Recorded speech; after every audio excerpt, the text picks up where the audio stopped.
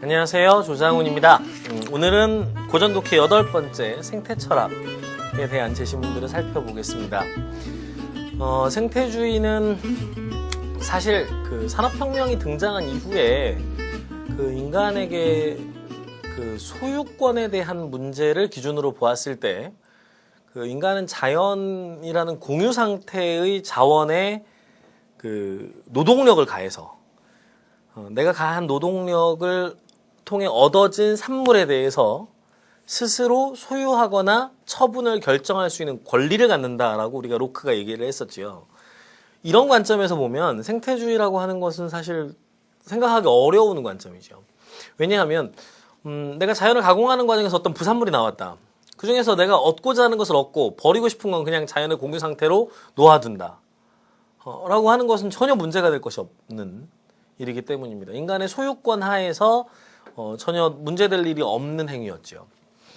그러나 우리가 20세기에 들어서 독일의 라인강의 기적을 일구었던 그 일대의 산업, 2차 산업에 해당하는 굴뚝 기업들이 1960년대, 70년대가 되면 독일의 라인강을 망친 주범들로 다시 고발당하기 시작합니다.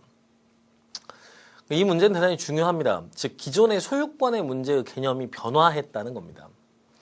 즉 인간이 자연과의 관계 맺는 방식에서 자연을 그저 대상으로 여기고 자원으로 여기고 이용하거나 또 소유하거나 또 그냥 공유 상태로 놓아둘 수 있는 수동적인 것으로 여겼던 과거의 그 사고방식에서는 전혀 문제될 일이 없었던 문제가 대두되기 시작하는 겁니다. 이건 쉽지 않은 전환이었습니다. 인간의 의식에서 쉽지 않은 전환이었습니다.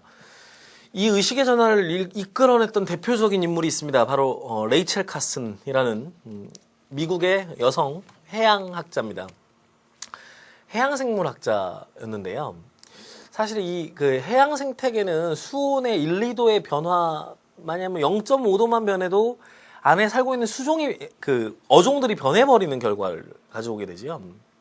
그러니까 그만큼 그 굉장히 민감한 온도 변화에 민감한 생태계입니다. 이 생태계를 관찰하고 연구하던 해양생물학자인 레이첼 카스는 그 미국 연안의 수온에 거대한 변화가 일어나고 있다는 사실을 감지하게 됩니다. 즉 이른바 그 지구 온난화 현상 그리고 또 수많은 다른 그 환경 오염 물질들의 그 유포 등으로 인해서 해양 생태계의 생태 어종들은 심각한 변화를 경험하게 되었던 것이죠. 바로 그 변화를 겪으면서 레이첼 카스는 이 변화가 머지않은 미래에 어떤 결과를 가져올 것인가에 대해서 예언과 같은 책을 한 편 쓰게 됩니다. 그 책의 제목은 바로 침묵의 봄입니다. 봄이 되면 우리는 과거 겨울에 죽어있던 나무들의 싹이 트고 그리고 새순이 돋아오르고 그리고 새로운 생명들이 날개짓을 하고 그리고 울어대는 그런 아름다운 생명의 잔치들을 목도하게 됩니다.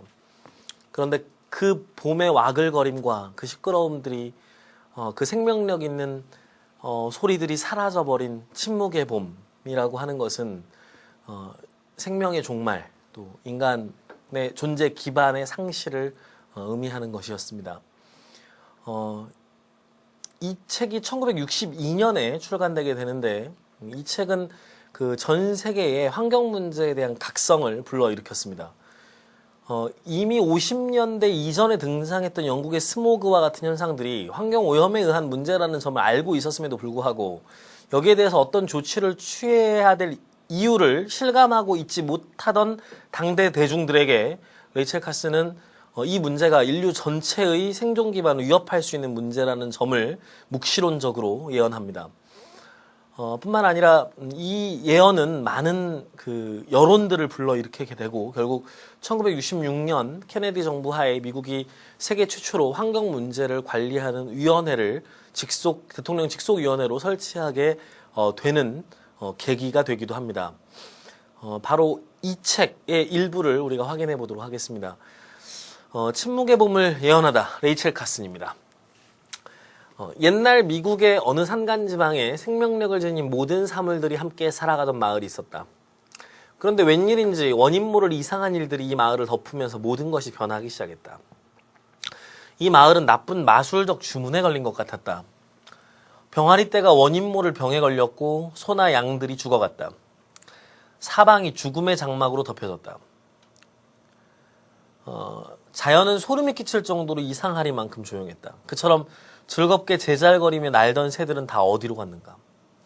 봄은 왔는데 침묵만이 감돌았다. 울새, 비둘기, 굴뚝새 등 수많은 새들의 노랫소리와 더불어 새벽이 밝아오곤 했는데 이제는 죽음의 정적만이 저 들판과 숲과 늪 위에 깔려있을 뿐이다. 이 참혹하게 찌들어진 세계, 새 생명 탄생의 소리를 들을 수 없게 된 침묵의 세계는 마술도 장난도 적의 침입도 아니며 바로 인간들 자신이 그렇게 만든 것이다. 하고 얘기했습니다.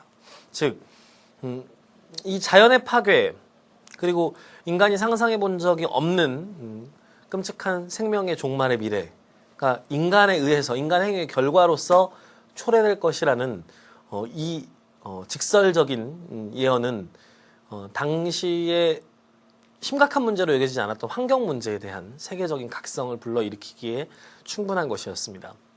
자, 그 이후 이제 생태주의가 출발하기 시작합니다. 이제 인간이 기술적인 삶만을 사는 것, 이거 문제 있다는 것이죠. 기술과 산업 문명 안에서 인간의 삶은 과연 행복해질 수 있는가? 그 안에서 인간은 장기적인 지속 가능성을 확보할 수 있는가의 문제가 주된 이슈로 대두되게 됩니다. 이것은 당대 이제 미국 사회의 그 이른바 플라워 무브먼트라고 불리는 그 히피 운동의 그 조류와도 함께 이제 이어지게 됩니다. 예컨대 그 인위적인 기술이 나은 것이 과연 무엇이냐? 그것은 굴뚝과 그리고 산업과 그리고 수많은 전쟁 기술과 그로 인해서 수많은 살육과 이런 것들만을 나왔을 뿐이다. 그래서 기술이 아닌 인간 생명에 대한 가치들을 부여하고자 했던 히피족들의 이 이른바 문화운동들은 이런 생태주의적인 자연주의적 세계관과 다시금 결합하게 됩니다.